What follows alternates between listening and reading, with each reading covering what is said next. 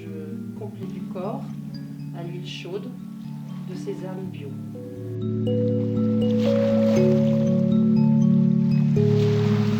Alors, qu'est-ce que l'Ayurveda? Alors, en langue sanskrit, qui est la langue traditionnelle de l'Inde, l'Ayurveda signifie force de vie ou élan de vie, et Veda signifie la connaissance. Donc, on pourrait traduire Ayurveda par connaissance de la vie. Alors, l'Ayurveda, ou médecine ayurvédique, est une médecine millénaire issue de l'Inde qui s'occupe vraiment du bien-être de l'être humain. Il s'intéresse particulièrement à la prévention et à la pleine santé. Alors, selon l'OMS, c'est-à-dire l'Organisation mondiale de la santé, l'Ayurveda est reconnue comme une médecine traditionnelle, incluant différentes pratiques. C'est-à-dire, on inclut des thérapies manuelles ou des massages, des médicaments à base de plantes, c'est-à-dire de la phytothérapie, et surtout l'art de bien se nourrir en fonction d'un profil métabolique. L'Ayurveda donne aussi des conseils en hygiène de vie. Alors tout cela dans le but de maintenir le bien-être et de le traiter si jamais il y a un déséquilibre. Donc vous savez que le curry c'est un mélange de trois épices. Ouais. Et après on a le cumin. Alors le cumin c'est pareil, on l'a en graines ou on l'a en poudre. Elle est vraiment digestive et surtout elle est stimulante au niveau de la digestion. Alors selon l'Ayurveda, une alimentation équilibrée est le meilleur remède qui soit. D'ailleurs, un vieil adage hindou nous enseigne qu'on est ce que l'on mange. Ragoût de légumes à l'indienne avec toutes les épices à l'intérieur. Il y a de la badiane aussi, tu vois. Là, ce sont des légumineuses, donc haricots mung dal, enfin mungo, les mungo. Alors le repas que nous allons partager. Alors en entrée, disons que pour commencer, il y a 3 sortes de raïta. Alors le raïta, c'est un mélange de graines de moutarde avec du yaourt. Et donc là, il y a de la banane, betterave rouge et concombre.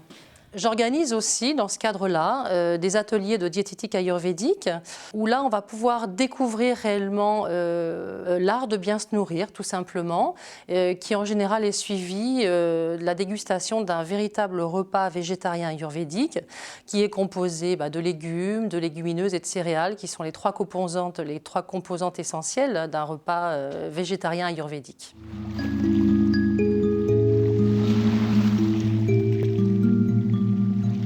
Alors le massage tient une part prépondérante dans l'Ayurveda. Il apparaît non seulement comme thérapie corporelle, mais aussi comme pratique d'hygiène de vie. Alors en Inde, toute la société pratique le massage ayurvédique. D'ailleurs, dès l'âge de 6 ans, les enfants sont encouragés à masser les autres membres de la famille et souvent par un massage kansu, qui est le massage des pieds, avec le bol. De même, une femme qui vient d'accoucher avec son nouveau-né est massée d'un massage quotidien et ce dès la naissance et pendant 40 jours. Alors il existe différentes sortes de massages, à 2 mains, à 4 mains. En général, on utilise l'huile de sésame chaude, mais on peut utiliser aussi du ghee, qui est un beurre clarifié, c'est-à-dire libéré de la lactose et des protéines, donc un beurre très pur, qui est utilisé pour le massage des pieds, le massage kansu. On peut utiliser aussi des poudres de plantes, de la farine ou tout simplement des pochons de riz cuits dans du lait chaud. Alors le premier massage est le massage de l'ensemble du corps à l'huile chaude de sésame bio qui s'appelle Abhyanga.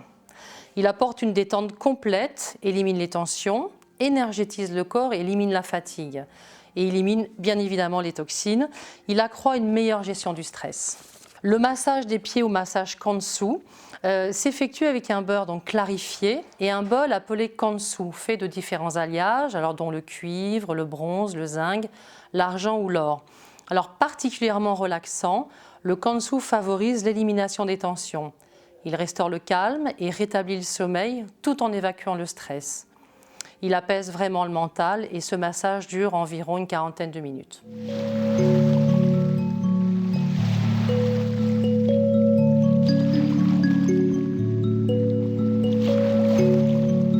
Alors le massage de la tête ou soin Shirodhara consiste à verser un filet d'huile chaude sur le front dans un mouvement de balancier. Mais avant cela, un massage des muscles du cou, des épaules et du crâne est réalisé afin de délester le mental de ses lourdeurs.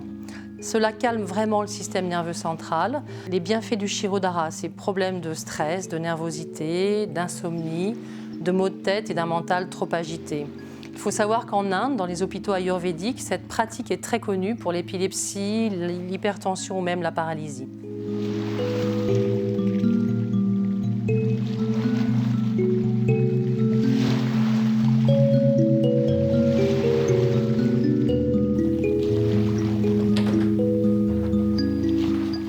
On va s'installer quelques instants dans le caisson de... Alors j'aime bien proposer enfin des grands massages, que ce soit Abhyanga ou que ce soit les massages à 4 mains, de passer quelques minutes dans le caisson à infrarouge, à lampe infrarouge, qui va vraiment venir terminer le travail de détente et surtout de détoxination du massage réalisé.